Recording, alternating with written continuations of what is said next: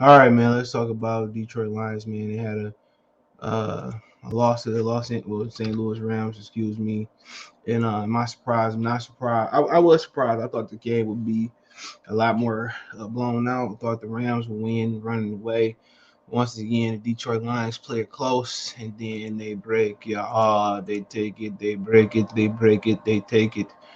Let's talk about it. Check out the post game reaction playlist, Detroit Lions post game reaction playlist. Thumbs up the video, share the video, subscribe to the channel. My social media links is in the description. You can find me on Twitter, Facebook, Instagram. If you have a business question, inquiry, sponsorship, video request, I do appreciate everybody for coming on. And ultimately, what happened was they played. They came. I think they came in the game. They had a 63-yard. I think it was a catch by DeAndre Swift, and they had an opportunity to come back and go up 14 zip. They ended up kicking the field goal. They passed up an opportunity on field goal, would have still put that game in range. You know what I'm saying? Because I did keep that field goal. They went for it on fourth. They went on 31. Just in the third or fourth quarter, they went for it on 31, 4-for-1 with DeAndre Swift, and obviously Jamal Williams is the power back, and they tried to speed up, but it was between. So yeah, they would have had an opportunity to win the ball game. A lot of opportunities was missed in this game, and people want to say, well, we injured or the coaching staff or whatever you want to say. But what this whole thing boils down to is Jared Goff is just not that good. Point blank, period. Jared Goff is not that good. How about that? It's single-handedly Jared Goff fault that they've been losing these football games. They go 0-17 is Jared Goff fault. You know what I'm saying? Obviously, Brad Holmes as well too, but we talking about on the field. It's his fault. He's not good enough, and they didn't prepare. Like if you prepare to have some kids come over, you're gonna accommodate the house. Or you having a baby to come over, you're gonna put those plastic things so he can't shock himself. You're gonna baby-proof the house, outlets, sharp edges. You're gonna baby-proof the house, and they didn't baby-proof. They didn't baby-proof They didn't baby proof the team for Jared Goff. Okay. They didn't go out there and get him a number one receiver, a number two receiver. He going out there with all slot receivers. And quite frankly, they're running the same plays over and over again. They running double crossing routes, double post routes. They running drags with crossing routes. It's up to the receivers to get yards after the catching.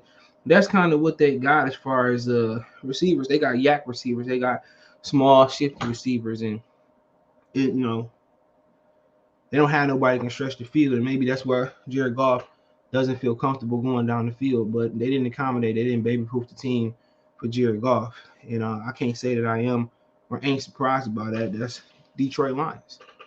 They should have went out there. Obviously keeping Marvin Jones Jr. where they gave you a number two. You probably didn't want to keep Kenny Galladay. He's already injured, so you ask yourself, obviously the Bengals got it right with Jamar Chase and not taking Penny Sewell, even though you didn't hear Sewell's name called that much today. So he played a solid game. But like I said before, it's just tough because Jared Goff is throwing these games down the toilet.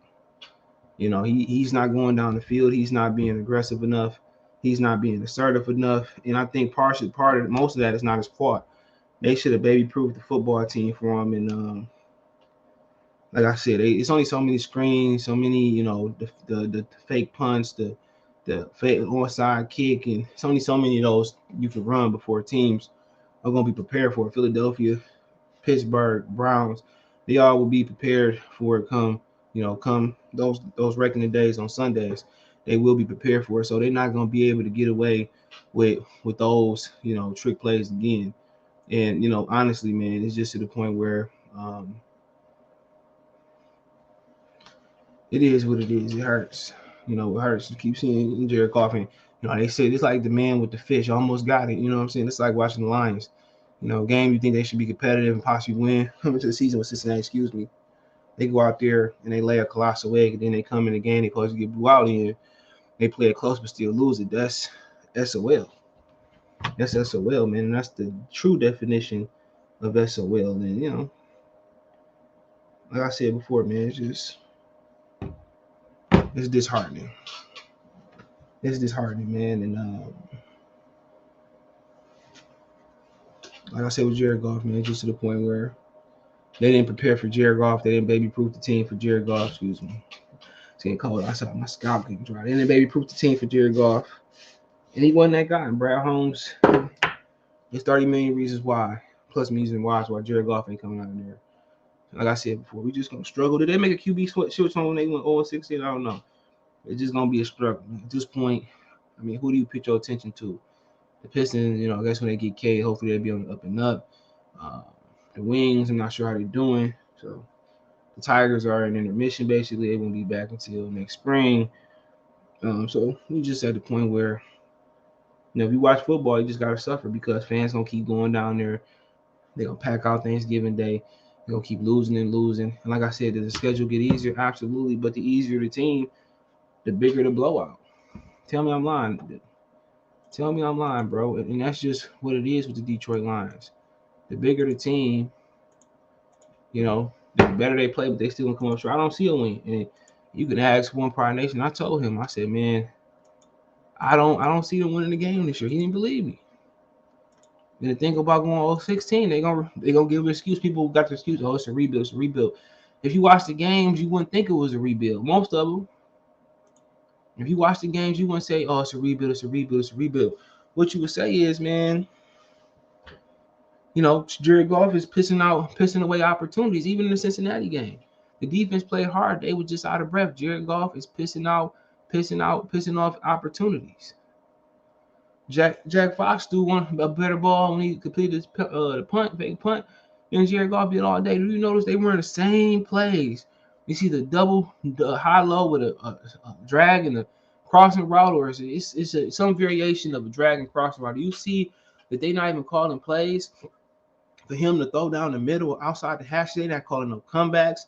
They're not calling no out routes. They're not calling nothing, no whips, they're not calling nothing outside the hashes since that speed out. Since that speed out, he missed versus Chicago. They're not calling none. They're not calling no posts. They're not calling no bunches. With an angle route and in the corner, they're not getting no credit. What they running is variations of the crossing routes. That's it. Drags, crosses. That's it. Shallow cross. They ain't even deep cross. They're not even running double deep crosses, man. They running everything in shallow. It's 4th and 100. They count on these receivers and backs out the backfield, tight ends to run for first downs, and they counting on yak yards. That's the sad truth. Jared Goff is not confident enough to throw it down the field. And it ain't even like they going, doing the real route. And on that 4th and 1, what's up with DeAndre Swift, he doesn't run with enough power to be a short yardage back. Phenomenal talent. He's a great scat back and a receiving back. That's it. He's a receiver. Jamal Williams didn't even get all those carries most of those carries until to the second half. He ran with a lot of power. He looked a lot healthier today, but he don't get the opportunity to get 100 yards. He got the volume. But they don't believe in him. They're not gonna say, well, DeAndre Swift, we gonna put you in passing situations and in some running. They say, man, we gonna split these touches up. We're gonna give Swift more touches because he's more explosive. It's not about the grind house that DeAndre Swift brings. It's not about that. It's not about Cleve Raymond had a really another good game, 6 catches, 115. But you talk about somebody that was a kick return gadget guy. I mean, it's just to the point where, like I said, I can't blame the defense no more. They doing what they got to do, honestly. For the most part of that game, other than that pick, they held the Rams down. It was under 17 points for the majority of the game. Under 20 points for the majority of the game. Look at them, 3 points for the first quarter. The fourth quarter, second quarter was 14 points. It is what it is. In the third quarter, they held them scoreless. And then fourth quarter, they get up 11. Just to the point where, they brought in Geronimo Allison. He sat out last year because of the virus. Trash. Matthew Stafford, was he sacked? He was sacked 1 time. Jared Goff was sacked 2. Beautiful job on the offensive line. Jared Goff just crap. Y'all not gonna admit it. Y'all gonna go in there every Sunday with false hope. He's not gonna show up unless they go out there and get a Michael Thomas or somebody like that, man. Defense, man, they don't have nothing to hang their hat on. All the injuries, and they still in it to win it. So say what you want to say about the defense. They playing well under the circle. Period. Jared Goff is the one person, kicker kicking the ball. The punter did have a bad punt for the first time in forever, but For the most part, he been doing his job, and the person that's not doing their job is Jared Goff. With Matthew Stafford, they might be playoff bound. People keep saying it was a guy with a sign saying my fault Stafford. What you mean? He went to a team where he had everything. Look at Jared Goff. How sorry Jared Goff is. The team was so talented. He took them to the Super Bowl. Think about that for him. He took them to the Super Bowl. He took that team to the Super Bowl. So a quarterback in Stafford, we all agree, is way more talented than Goff. Come on. Come on, man. They kissing Stafford ass. I mean, he had 12 years to do it here. Why didn't he do it here if he was so great? Nobody riddle me that back, man. He just in a better situation with better talent. Think about that same sorry quarterback on our team took that talented team to the finals. I mean, to the Super Bowl. So look at the first downs, pretty much even. Total plays, we had 6 more. Pass yards per play, yards per play, we averaged 0.1. The turnover battle, we committed 2. So we committed 2 turnovers. So the turnover was a different time of possession. We had more time of possession and all of that, man. It's just, just to the point where Goff threw 2 picks. That was a 2 turnovers pick, right? The first pick. I think he threw a pick at the end. So yeah, they threw that last play. They went double post, and they just ran. They didn't run the double post the way they supposed to run it. They didn't have enough spacing. And no way. People could say, well, Jared Goff was rushed. No way he should have threw that ball. What that should have been was it should have been the tight end going to the corner, and it should have been the receiver, whoever it was, going to the post. You don't run double post in that situation, especially with a quarterback not that accurate. And I'm starting to question Anthony Lynn, but you don't run double post in that situation. You run corner to post, and then you leak the running back out on the Texas route. That's what you do there. You don't run that route. You don't tell him to fit the ball in a hole in the end zone. You know what I'm saying? So like I see, he's scared to throw over 5 yards. But I want him to fit it in the end zone. So Jalen Ramsey earned his check-in. As you see today, man, Jared Goff is the sole reason why this team is losing. It's not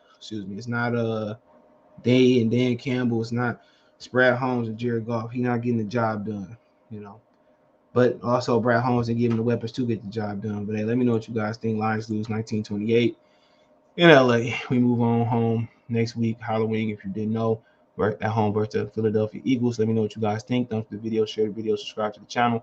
Find me on Twitter, Facebook, Instagram. If you want to advertise the channel, video request, chop it up. I'm on social media there.